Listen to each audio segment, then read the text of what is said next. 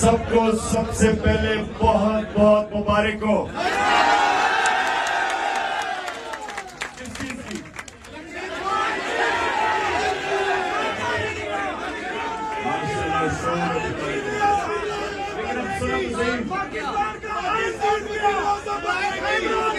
पाकिस्तान की आज बहुत बड़ी जीत हुई है।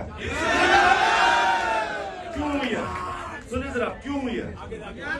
सुने खामोशी। जीत इसलिए हुई है,